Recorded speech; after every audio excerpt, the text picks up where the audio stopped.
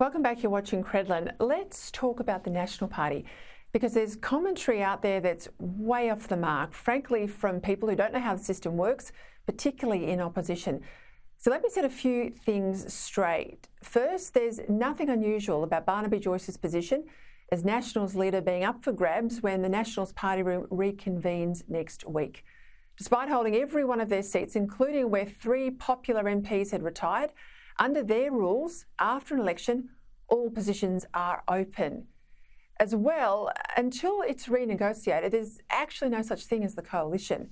This relationship between the Liberal Party and the Nationals has to be renegotiated after every election, where the terms of any alliance are reset. I've been involved in 3 negotiations after elections.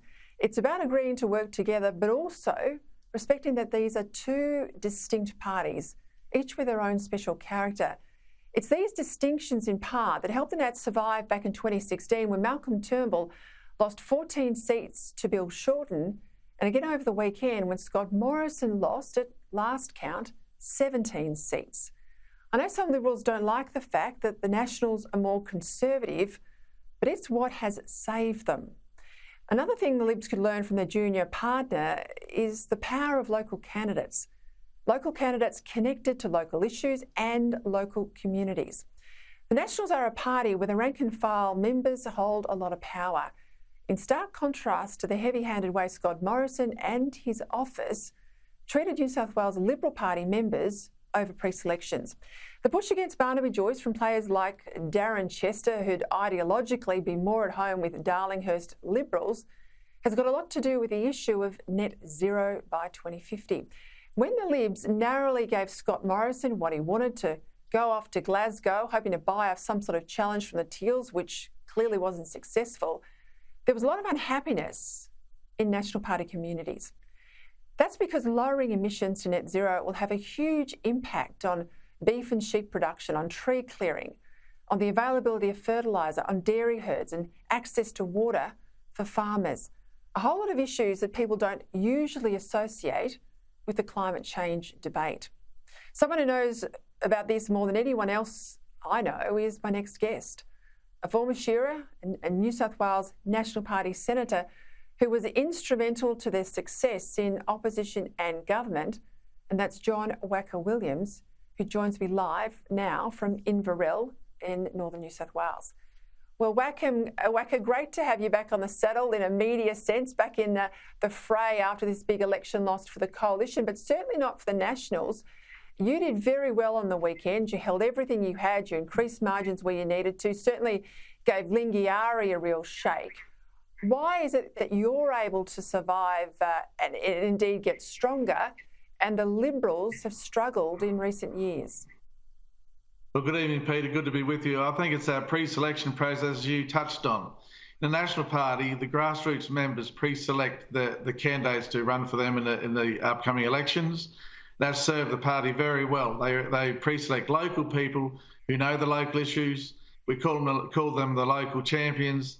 And they do a great job. And Peter, I think it's 2007 is the last time National Party lost a seat. We've won every time, held all the seats since then, since 2010, and increased numbers in the party room.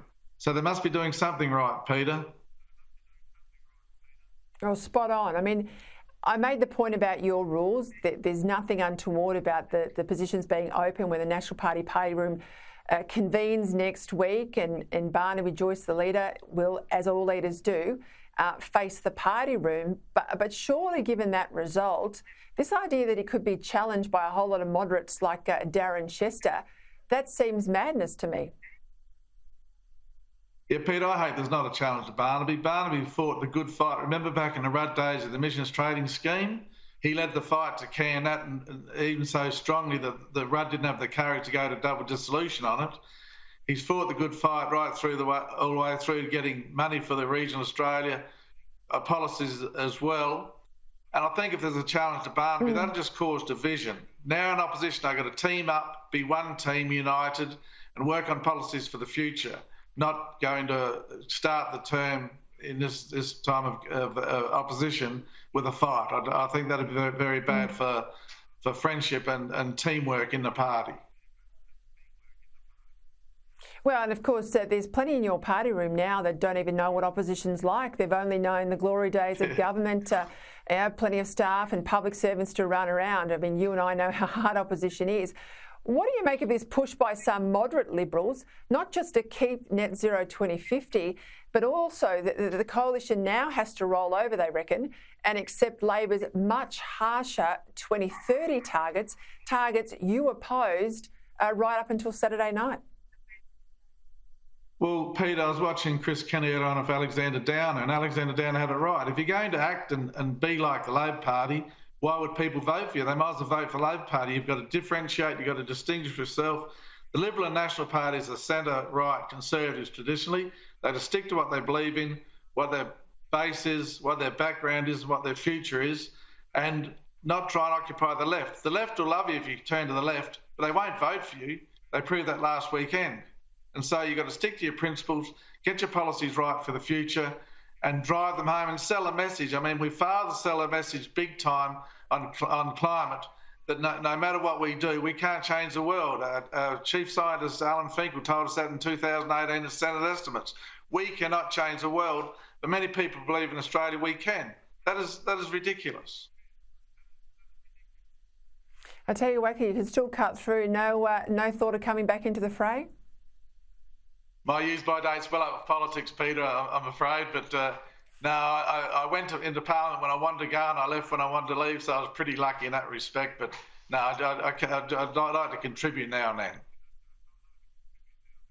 Oh, there you go. That'll be good for the media world. Wacka Williams, thank you for joining me tonight.